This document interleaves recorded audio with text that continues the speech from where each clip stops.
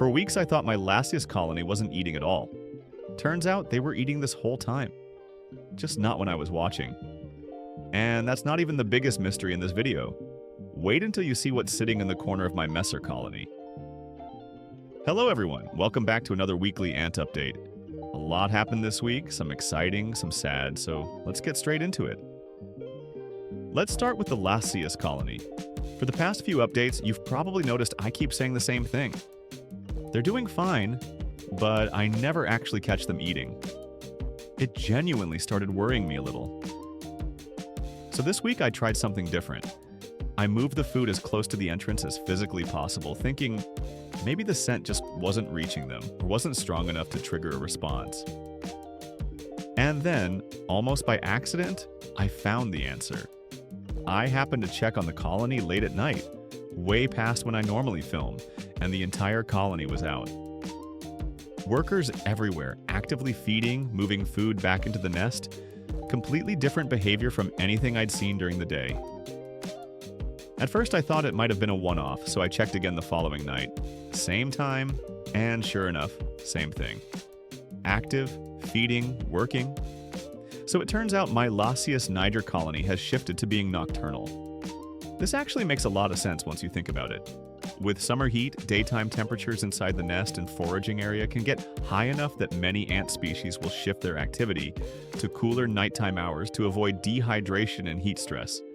It's a survival adaptation you see across a lot of insect species during summer, not just ants. Essentially, they're avoiding the heat of the day and doing all their real work once temperatures drop. Which also means if you've ever felt like your colony isn't doing anything, it might be worth checking on them late at night before assuming something is wrong. Lesson learned on my end. In other Lasius-related news, I got my first mealworm beetle this week.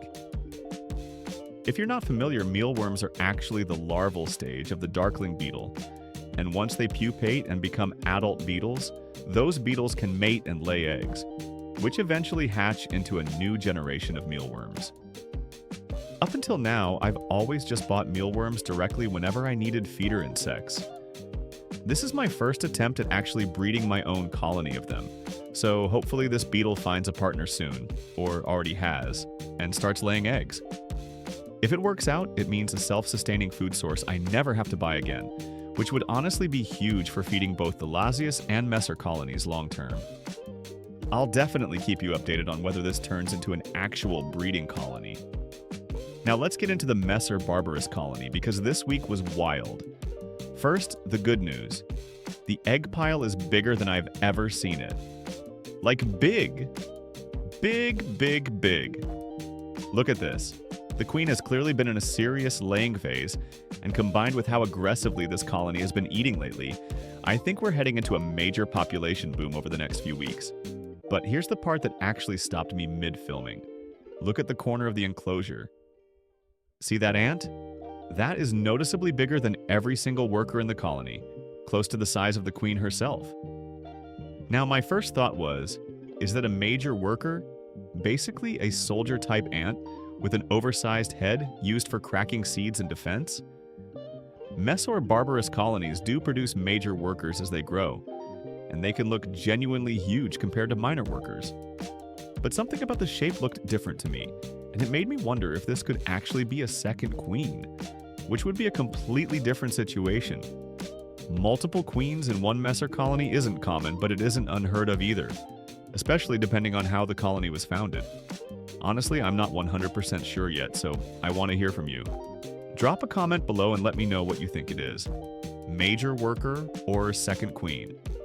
I'll try to get a clearer shot of her for next week's update so we can figure this out together. Also, slightly unrelated but very real problem I ran into this week. This colony has been eating so well that they've gotten bold. Multiple times while I was filming from the lid to get a top-down shot, workers straight up tried to escape over the rim. Which, fair, they're just doing ant things, but it made filming way harder than it needed to be. So I'm going to have to apply some anti-escape barrier, like Fluon or a similar slippery coating, around the rim of the enclosure.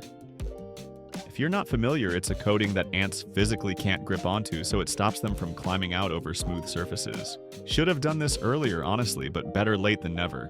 Now, I do have some sad news to share as well.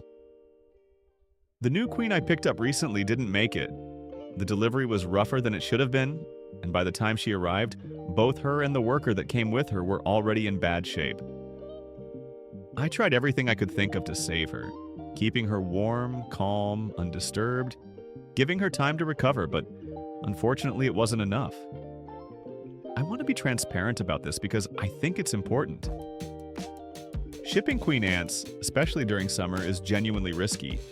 High temperatures during transit can cause serious stress and dehydration, and even a short delay in the shipping process can be the difference between a colony surviving or not. This isn't the first time I've heard of this happening to keepers during peak summer heat, and honestly, it won't be the last unless people are more careful about timing their orders. So, going forward, I've made the decision that I will not be buying colonies during summer anymore. It's just not worth the risk to the ant, and I'd genuinely rather wait a few months than put another queen through that. I'm sorry to share that kind of news, but I think it's worth talking about openly rather than just skipping past it, since it might help other keepers avoid the same mistake. So overall, a mixed week. The Lasius colony turned out to be perfectly healthy, just living life on a night shift. The Messor colony is thriving, possibly with a mystery ant we need to identify together, and growing fast thanks to that massive egg pile. And unfortunately, we lost a queen this week, which is always the hardest part of this hobby. Let me know in the comments what you think that big ant in the Messor colony actually is, and if you've ever had a colony surprise you by turning nocturnal like mine did. Thank you all so much for watching and for sticking with this channel through both the good weeks and the harder ones. Your support genuinely means a lot.